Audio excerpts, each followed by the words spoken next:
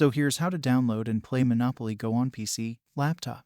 It's quite easy and simple to do, but make sure you watch the full video so you don't miss out on any important steps. So first, what you need to do is to open any browser in your system and then search download BlueStacks. Click on this link. Click on download BlueStacks 5. Now go to the location where you downloaded your file and double click on it to install. Now wait until all your loadings are completed.